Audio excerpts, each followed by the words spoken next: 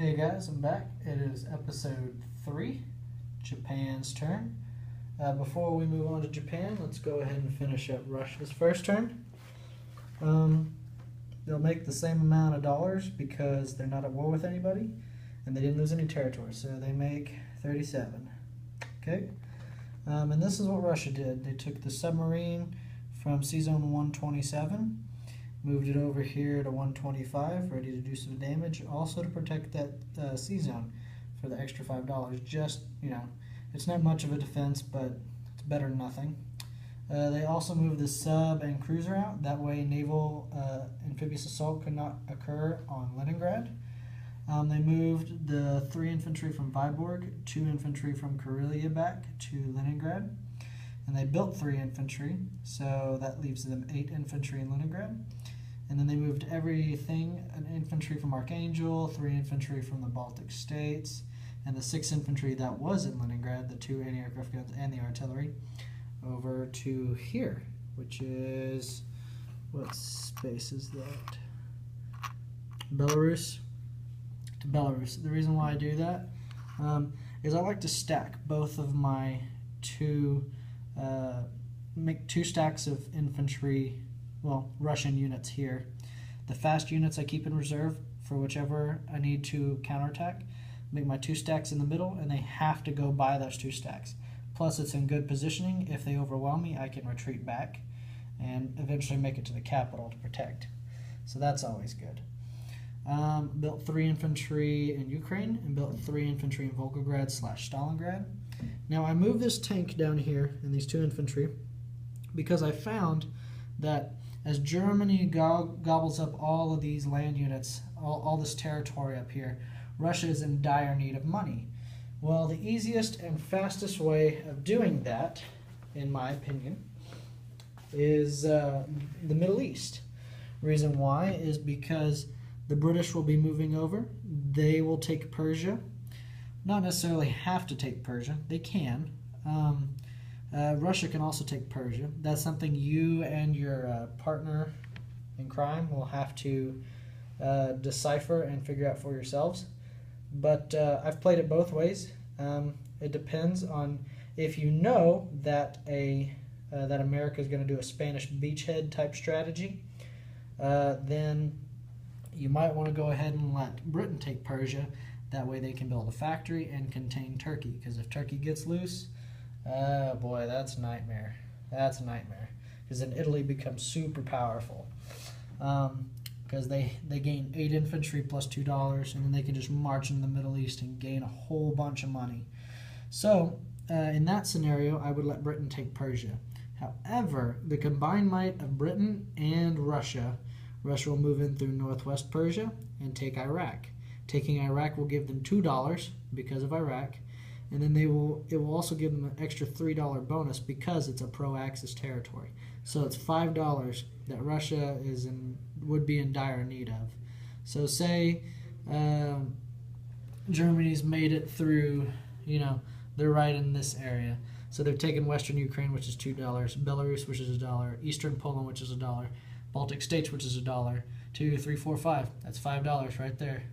So if I'm making an extra $5, then those territories that are in dispute doesn't hurt my economy too bad. So that's why I did that. Everything from Moscow came to Brinsk. All the fast units came as well. Everything that was down here in the southern area went to western Ukraine. And then, as you know, we retreated in the north. All right.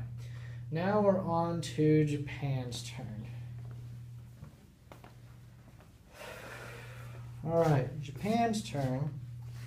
They make $26, okay? And this is what I like to buy. 2 transports and a minor industrial complex. This should be every single Japan's first round buy. If they don't buy this, then they are not experienced, and you need to get on them because it's not good. Alright, so I'm going to go ahead and show you guys what Young Grasshopper from Cliffside Bunker showed all of us. This is a first round J1 attack.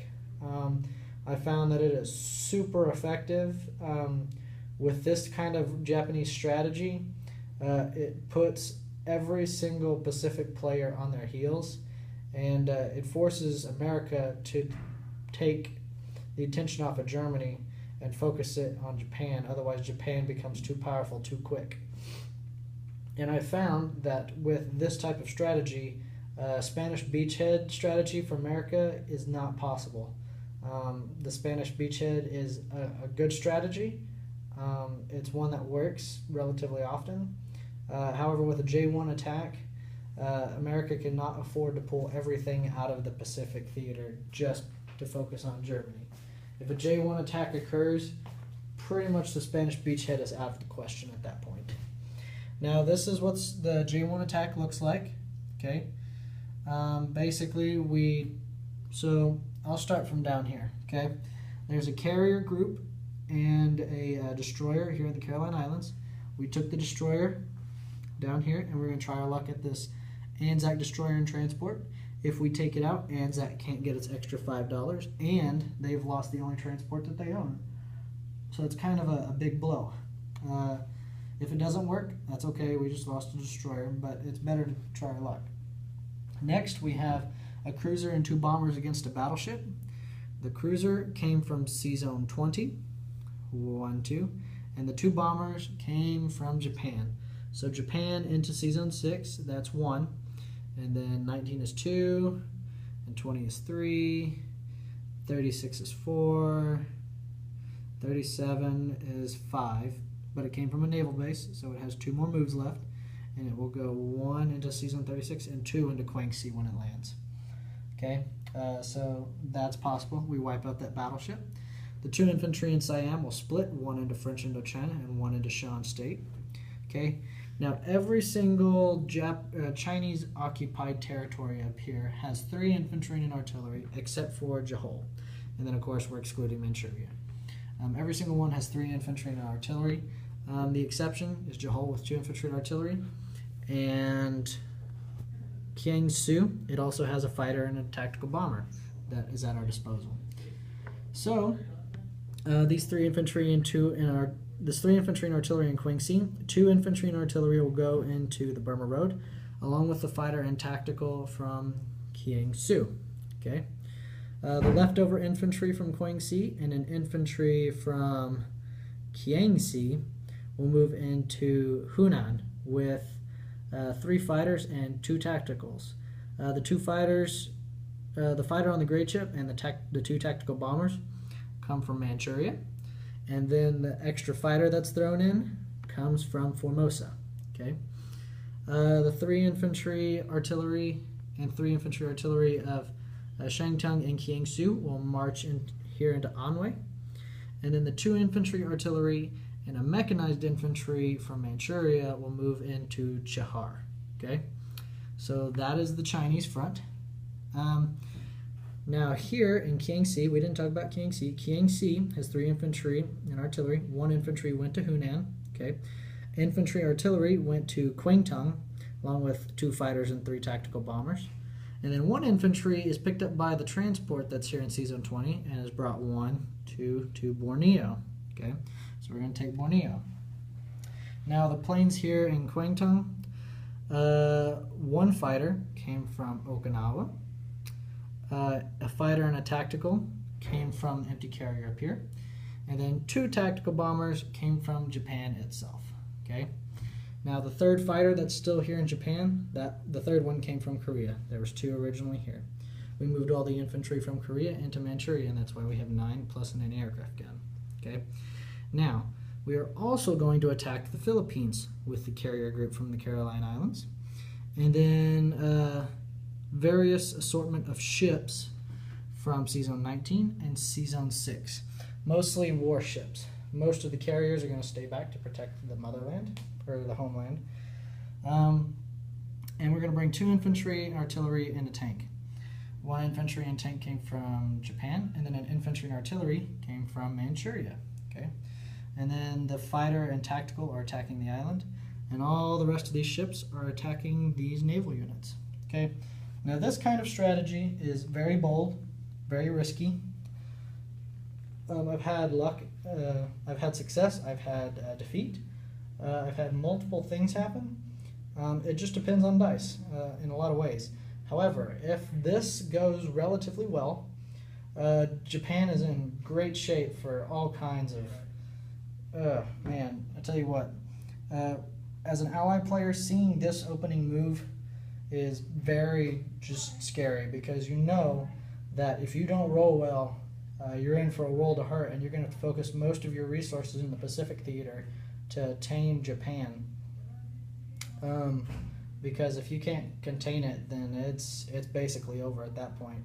Japan will get way too powerful way too quickly. So, yeah, it's definitely a very good strategy. Works really well. I will say one thing: the most key important battle of this entire strategy is the Philippine Islands. Okay, last game I played a friend of mine, and he rolled extremely well, and I lost the 2 infantry, artillery, tank, and a fighter. I was left with 1 tactical bomber. I landed it on the carrier. The naval battle went fine, but I didn't take the Philippine Islands, and I didn't have any land units left over. Plus, I had to replace a fighter. And so the 2 transports had to come down, take the Philippine Islands, then come down, and then I only had 2 transports at that time that were loaded. And by the time that I got down here and was able to jump on these islands, I had all of them for 1 round. And then he used Britain, came in, took Sumatra,